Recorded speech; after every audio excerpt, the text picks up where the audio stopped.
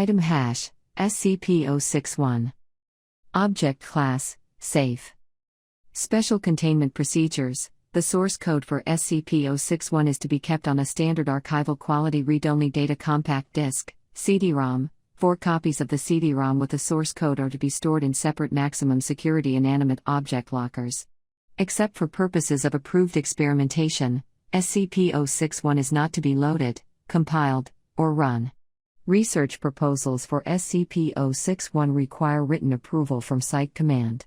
Only 1 copy of the CD-ROM containing the source code for SCP-061 may be used at a time. The CD-ROM is to be returned to storage immediately after having been used to load the source code for SCP-061 to a device.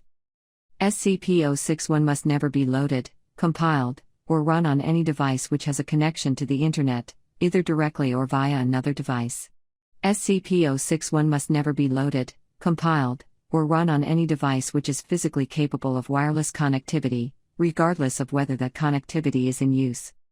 For purposes of approved experimentation, SCP-061 may be loaded, compiled, and run on a LAN consisting of no more than 3 devices plus peripherals. No devices are to be disconnected from the LAN during experimentation.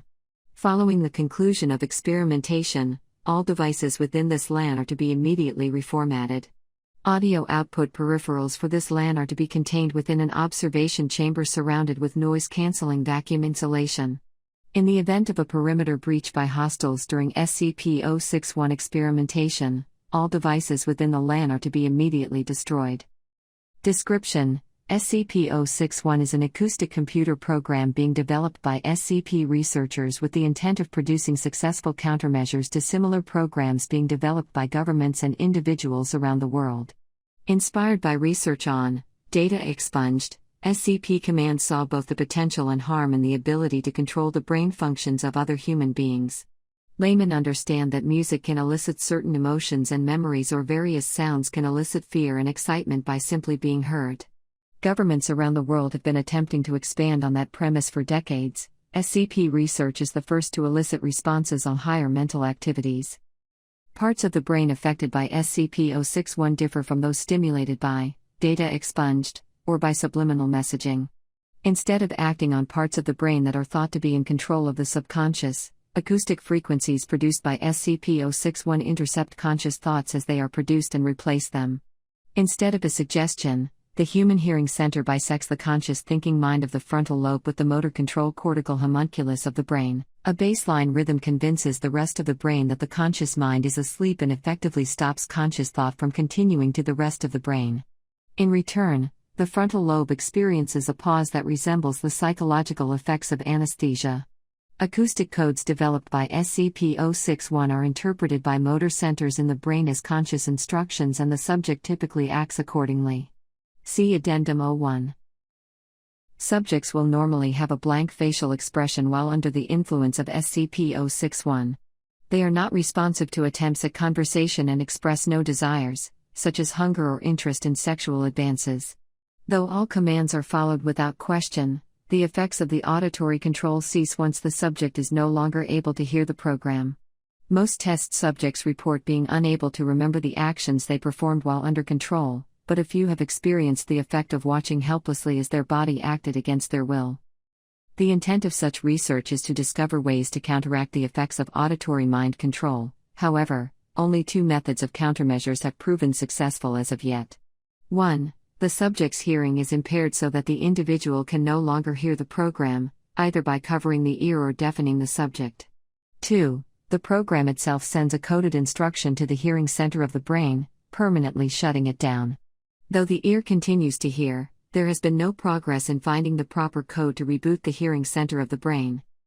Addendum 01. All subjects are placed under auditory control, issued a coded auditory command and then monitored. Subject: 4402F. Command: sleep. Response: subject curled up into a fetal position on the floor and her brain began emitting alpha waves associated with sleep. Her eyes remained wide open in the typical blank/empty expression associated with controlled subjects, but her eyes twitched rapidly in ways associated with REM sleep. Subject: 4427M. Command: run on treadmill. Response: subject mounted treadmill and then proceeded to run. Subject did not turn on the treadmill, resulting in the subject impacting the control platform. Subject repeated this until the stop command was issued. Note: more detailed commands are advised for task-oriented commands. Subject 4427M. Command: turn treadmill on, run on treadmill. Response: subjected turned on treadmill to the maximum speed, mounted and attempted to run before being ejected off the conveyor belt. Subject repeatedly attempted to turn on the treadmill to a random speed and run on it with various outcomes. Note: more detailed commands are advised for task-oriented commands. Subject 4427M. Command: turn on treadmill to jogging speed, jog on treadmill. Response: subject successfully jogged on treadmill until stop command was issued, which resulted in subject being ejected off the conveyor belt. Note: subject should be in a safe neutral position before stop commands are issued.